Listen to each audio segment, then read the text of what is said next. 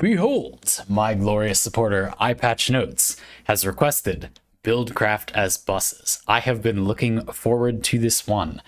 So, EyePatchNotes, there's been quite a few of these Buildcraft as allegory ones. I really like this one. I think it's useful. I don't use this kind of terminology, but it makes sense. So, folks, if you've been intimidated before, please don't be now. EyePatchNotes, I'm gonna pick and choose some pieces. We're proposing a definition. What is a bus going to be in this metaphor? A buildcraft opportunity that has aspects of direction, timing, and competition. Genshin Impact is a really good example of this. Hades is also like this. Basically, buses are opportunity cost in a rotation. Like a rotation of abilities. So in Genshin Impact, this is generally characters. You have 4 characters on a team, and you can only have one in play at once. So what do they want to be in play for, and when would they want to be back? What bus do they not want to miss, or do you have to decide if they're going to miss? Hades, fighting games sometimes might have this too, but Hades, a lot of the time, there's what meaning there is to doing your attack or your special many times over. When is your cast going to be off cooldown, or when will you get the gems back? When will your call be active again? What can you do to fill the time? If you already have an attack that does lots of damage, for something to make you more powerful in Hades, it has to be a big upgrade of some kind. But likewise, if you have a really powerful cast, you then have only a 3-second bus that you're trying to worry about missing. And in Hades, that's plenty of time. What are you going to do while waiting for that bus? That kind of thing. So I think this is a useful way to think of it. So you gave Yanfei as an example. Let's break down that example. I think it's useful. Yanfei with Constellation 4 kind of has these timers. Her burst is 15 seconds, and it's a combat buff. It gives you charge attacks, you do more damage, but if you swap off her, you lose it. She has a shield that she gets when she does her burst, right? With a 12-second duration, and her skill has a 9-second duration, which then gives you a full charge attack. And EyePatchNotes points out that all the cooldowns for those buses, or all the timers, are different. So you kind of have to decide what buses to miss, is the idea. If Yanfei schedules, I love the word schedules here, burst, charge attack, skill, charge attack, you can break down her macro bus into 3 main stops. 9 seconds after you do that, burst, charge, skill, charge, you do her burst and then her charge attack, her skill, and then a charge attack. You now have to decide what to do. 9 seconds later, her skill will be back. Should you stay or swap off? 12 seconds later, the shield will have expired. Stay or swap. And 15 seconds later, the burst will be over, so you probably want to swap. And then you can look at the rest of the team. For me, the critical part of this is you can look at the rest of your team and say, what stops am I hoping to make? So what characters might I want to put in based on what stops I'm going for?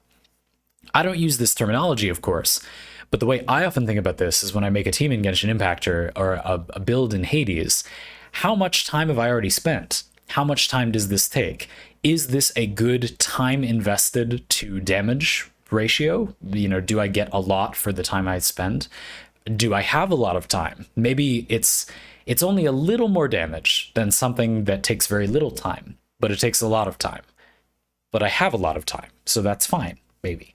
And then on other teams, I wouldn't want that. It would be, I have only very little time, so it's okay if it doesn't give that much damage. I just need it to take very little time so I can gain something during that period of time. And in Genshin Impact, it's often not that hard to kind of get started with this kind of build.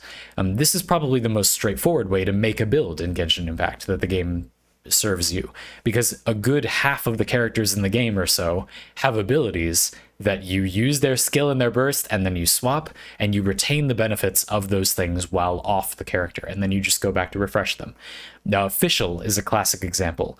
Xiangling with Guoba and then her burst spinning around you, Pyronado, are good examples of that. You activate their stuff and then you leave. There's really not much of a bus to miss. You just have to come back in time to refresh their stuff. You can pretty much wait until their burst is off cooldown or their skill disappears and then go back to refresh it. There's not really a big bus schedule to keep track of. On the other hand, if you play what some people call a quick swap team in Genshin Impact, where you're pretty much just skill burst swapping with every character, and they have moderately low cooldowns on their skills and or bursts, that can be a very difficult bus schedule to manage.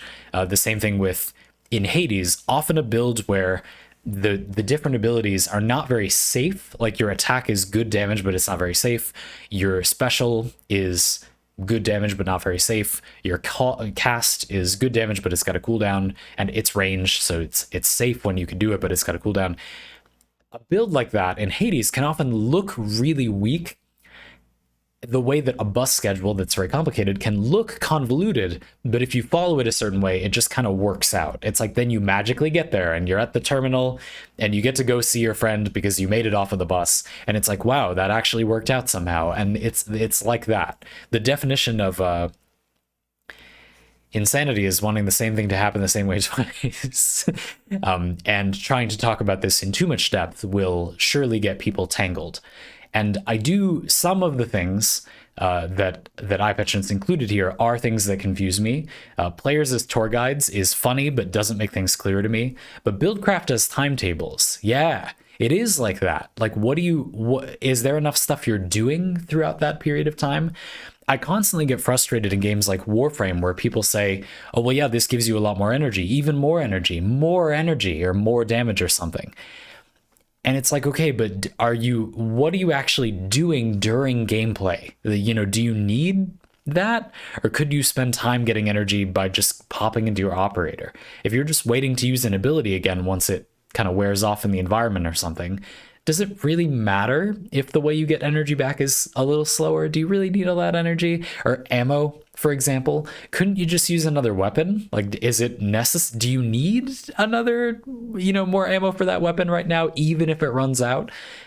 Is the timetable really that tight, basically? And a lot of the time it isn't. Yes, it's good for a character in Genshin Impact to have something that happens quick and then you swap off. But if you don't need it to be quick, then you can probably gain more by being on a character that is demanding more time of you. You usually can. If you pick 3 characters that swap off the field as fast as possible, and then a primary attacker, there are no primary attackers in Genshin Impact that have something really good to do for long enough that you're not wasting time. You have open time in your schedule. In this sense, in a build for a game like this, and a lot of games you can think of like this, you want free time in your schedule to get the best damage value. Asymptomatic on Twitch. EyePatchNotes says this is the first of a 4-part series, but hopefully a reasonable primer into an eye-patched world of Buildcraft. I really like the idea that there's going to become an eye-patch cinematic universe of me trying to describe your Buildcraft metaphors. I enjoyed this one. I think you can tell in the runtime of this one that I clearly understood it much better. I feel like this is a really, really good, useful way to think about this. If this terminology works for you, that's great. For some of you, it probably really doesn't, and that's fine. I just think it's interesting to think about, to try to put to words. I often say, oh, think of it as, how much time you have free to swap another character in. When you think of it that way, it doesn't put you in the mindset a lot of people in the Genshin Impact community have, where they're thinking about, what type of team is it? And you're leaving damage on the table most of the time thinking of it that way. You really want to know how much free time is in the schedule of this team. And if there's a lot of free time, it maybe pulls you more in the direction of characters that want more time, that are going to go to more bus stops or have more frequent bus stops. And that pulls the team more in the direction of a quick swapping team. A more complicated timetable, like the Yanfei example you gave, then your other teammates are probably going to be characters with very simple timetables.